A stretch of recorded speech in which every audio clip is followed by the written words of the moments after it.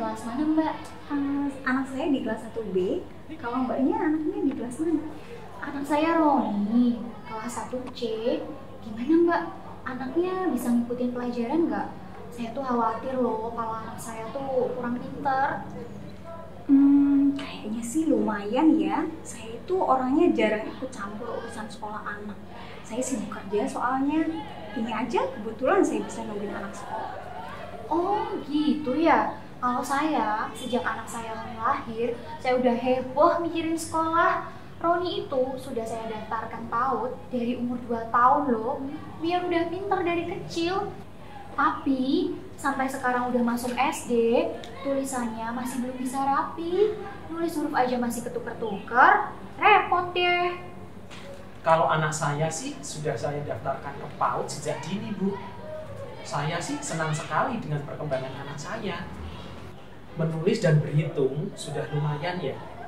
Saya nggak banyak nuntut hal kayak gitu. Anak saya justru berkembang banyak di bagian emosionalnya. Anak saya itu kalau marah bisa cerita loh, nggak tantrum dan teriak-teriak. Kemampuan sosialnya juga bagus banget.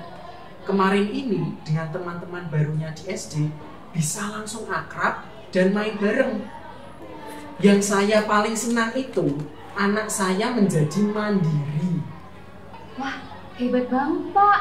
Duh, jauh banget sama anak saya. Anak saya itu dikit-dikit minta tolong, dikit-dikit nangis, dikit-dikit nyerah. Capek deh, manja kali ya anak saya. Ya enggak lah Bu, kan setiap anak memiliki laju perkembangan yang berbeda-beda.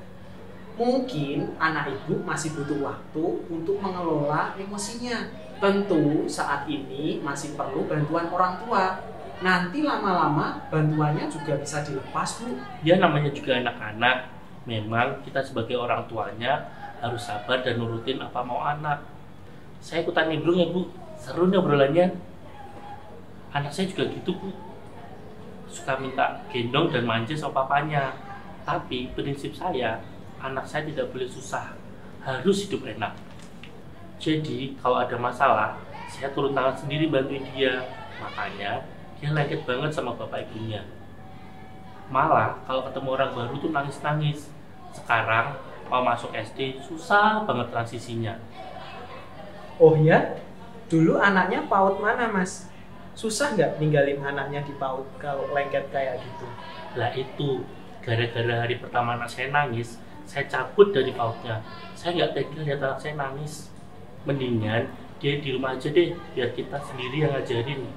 Padahal kalau ikut PAUD, ada hal yang sulit saya ajarkan di rumah ya, seperti berhubungan dengan teman-temannya. Kalau saya sih bukannya nggak mau ngirimin anak saya ke PAUD, tapi di daerah saya itu susah cari lembaga PAUD yang bagus. Ada sih, tapi sedikit. Itu pun selalu penuh. Jadi ya, saya nggak lewat PAUD. Tapi sekarang baik-baik aja tuh. Ya gini kenyataannya, ada yang ikut PAUD, ada yang enggak. Jadi beda-beda kan?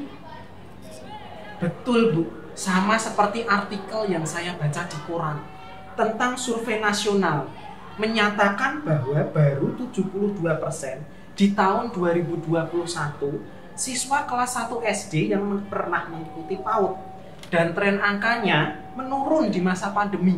Jadi banyak loh yang nggak sekolah dulu lewat PAUD. Oh gitu ya. Saya jadi penasaran kalau nggak ikut PAUD, di rumah itu ngapain aja anaknya? Saya punya 2 pekerjaan. Ya buat cari nafkah. Suami saya udah nggak ada. Jadi ya anak saya tinggal sama neneknya yang sudah sepuh. Ya nggak tahu deh ngapain. Ya dibiarin main sendiri. Yang penting makan, tidur, cukup, udah itu aja. Kalau anak saya meskipun nggak ikut PAUD, tapi istri saya di rumah bikin aktivitas-aktivitas gitu. Jadi anak saya tetap terpenuhi kebutuhan belajarnya. Anak kita ini kan punya titik berangkat yang berbeda-beda ya. Tapi saya yakin setiap anak berhak untuk dibangun kesiapan sekolahnya. Dimanapun titik berangkat anak, mereka berhak mendapatkan hak yang sama, yaitu memiliki kemampuan fondasi agar dapat siap bersekolah dan menjadi pembelajar sepanjang hayat. kita perlu berhenti memaknai kesiapan sekolah sebagai proses penilaian tentang mana anak yang sudah siap, mana yang belum. Karena tujuan pembelajaran yang sesungguhnya adalah memastikan setiap anak mendapatkan haknya untuk memiliki kemampuan fondasi untuk menjadi pembelajar sepanjang hayat di tingkatan kelas manapun. Wah, terima kasih banyak infonya Pak. Saya jadi lebih lega. Anak saya gak akan ditinggal di SD. Saya nanti akan tetap dampingi anak saya di rumah. Nah, supaya anak-anak kita mempunyai kemampuan fondasi untuk siap masuk SD, sebagai orang tua perlu bekerja sama dengan pihak sekolah, dengan guru-guru. Kita bisa belajar dari guru PAUD dan guru SD. Bagaimana mendukung anak kita supaya proses penyesuaiannya dari PAUD ke SD nggak bikin anak kaget. Biar lancar prosesnya dan anak jadi senang belajar kan?